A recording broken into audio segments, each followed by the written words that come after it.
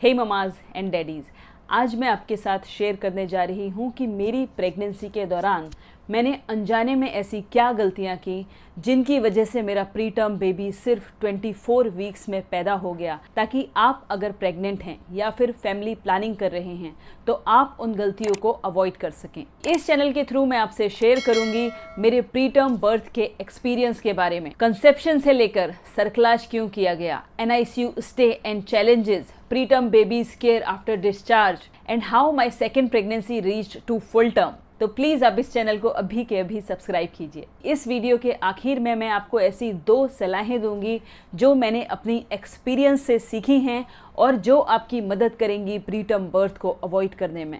मेरी सबसे बड़ी गलती थी अपनी गायनी पर ब्लाइंडली ट्रस्ट करना। प्रेगनेंसी के दौरान मेरी बॉडी मुझे थ्रो आउट अलार्मिंग साइन दे रही थी कि प्रेगनेंसी में कुछ प्रॉब्लम चल रहा है।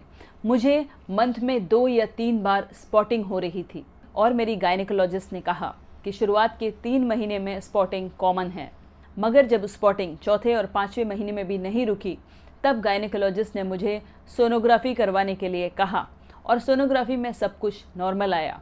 तो गायनेकोलॉजिस्ट ने कहा don't worry, everything is normal. ये मेरी फर्स्ट प्रेगनेंसी थी।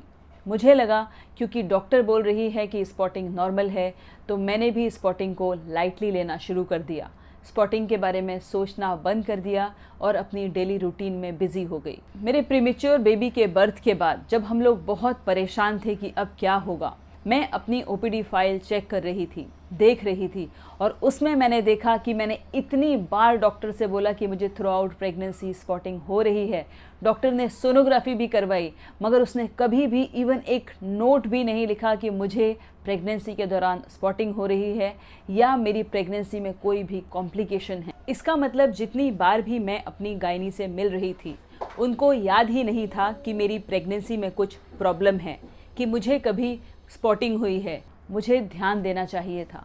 वो डॉक्टर है, उसके पास सैकड़ों प्रेग्नेंट लेडीज़ आती हैं, उसे ज़्यादा से ज़्यादा पेशेंट्स अटेंड करने हैं, इसलिए वो मुझ पर ध्यान नहीं दे रही थी। मगर मेरा बेबी मेरे लिए एक ही है, मेरी प्रेगनेंसी प्रीशियस है, मेरा बेबी मेरे लिए प्रीशियस है। मुझे सेकंड एडवाइस के लिए जाना चाहिए था। अगर वो डॉक्टर ध्यान नहीं दे रही है तो मुझे किसी दूसरे डॉक्टर से भी सलाह लेनी चाहिए थी। सो ममाज, अगर आपको कभी भी स्पॉटिंग हो तो आपको इमीडिएटली डॉक्टर से मिलकर कंसल्ट करना चाहिए और अगर एक डॉक्टर आपको ध्यान से नहीं सुन रही है तो आपको सेकंड एडवाइस के लिए ज़रूर जाना चाहिए। और उस डॉक्टर ने मुझे ट्रैवल करना भी अलाउ कर दिया था और मैंने 4 डिफरेंट सिटीज़ में ट्रैवल किया, क्योंकि मुझे लगा कि एक बार 7th मंथ क्रॉस होगा तो हम ट्रैवल नहीं कर पाएंगे और बेबी के आने के बाद भी कुछ महीनों तक हम कहीं नहीं जा पाएंगे, तो ज़्यादा से ज़्यादा ट्रैवल अभी ही कर लेते हैं। और इस ट्रैवल करने ने सिचुएशन बिगाड़ दी। मुझे 23 वीक्स पर अनयूजुअल ब्लीडिंग स्टार्ट हो गई और मैं इमीडिएटली हॉस्पिटल भागी। अगर आप जानना चाहते हैं कि सिचुएशन कैसे बिगड़ी, क्यों मुझे इमीडिएटली हॉस्पिटल में एडमिट होना पड़ा और मेरा सर्वाइकल सर्कलाज किया गया, यानी सर्विक्स को स्टिच किया गया ताकि प्रीटर्म बर्थ को रोका जा सके, और फिर भी कैसे वो सर्कलाज फेल हो गया और बेबी 24 वीक्स में पैदा हो गया, तो लिंक डिस्क्रिप्शन में है। मेरे बेबी के NICU स्टे के दौरान मुझे और माँओं से मिलने का मौका मिला और उनके रीजंस भी जानने का मौका मिला कि उनको प्रीटर्म बर्थ क्यों हुआ था। तो मैं आपसे शेयर करूंगी उनके एक्सपीरियंस के बारे में भी। किसी के घर पर कोई फंक्शन था, जैसे कोई शादी, कोई फेस्टिवल या फिर बेबी शावर, और इन प्रेग्नेंट लेडीज़ ने अच्छे से रेस्ट नहीं किया। इन्होंने अपने आप को एग्जॉस्ट कर लिया, बहुत ज़्यादा काम किया और बहुत ज़्यादा थक गई और अर्ली कॉन्ट्रैक्शंस स्टार्ट हो गए।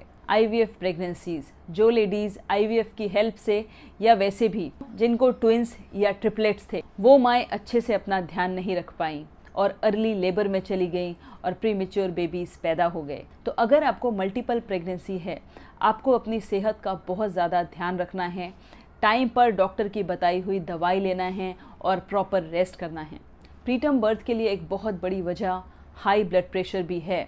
माएँ बहुत ज़्यादा स्ट्रेस लेती हैं, ब्लड प्रेशर हाई हो जाता है और अर्ली कॉन्ट्रैक्शन स्टार्ट हो जाते हैं। और अब मैं आपको बताऊंगी मेरी 2 एडवाइस। अगर आपको लगे आपकी प्रेगनेंसी में कोई भी कॉम्प्लिकेशन है तो आप अपनी गायनी से सलाह लेकर फीटल मेडिसिन एक्सपर्ट से मिलिए।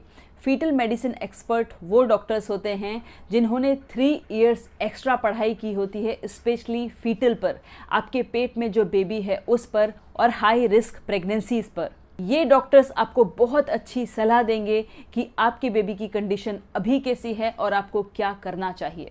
और मेरी सेकंड एडवाइस है, never ever ignore any alarming sign. अगर आपको किसी भी तरह लग रहा है कि आपको प्रीटर्म बेबी हो सकता है, आप प्रीटर्म बर्थ के रिस्क पर हैं, तो ऐसा हॉस्पिटल चूज़ कीजिए जिसके NICU की कंडीशन बहुत ही अच्छी हो, वहाँ पर वेंटिलेटर अवेलेबल हो, पीडियाट्रिशियन हमेशा अवेलेबल हो, ताकि जब भी आपका बेबी पैदा हो तो उसको इमीडिएटली अटेंड किया जा सके। अगर आपको ये वीडियो पसंद आया तो प्लीज़ इस वीडियो को लाइक कीजिए और इस चैनल को सब्सक्राइब कीजिए। आपसे बहुत जल्द दोबारा मुलाकात होगी एक बहुत ही इन्फॉर्मेटिव वीडियो के साथ। बहुत सारा प्यार सारे पेरेंट्स और उनके बेबीज़ को।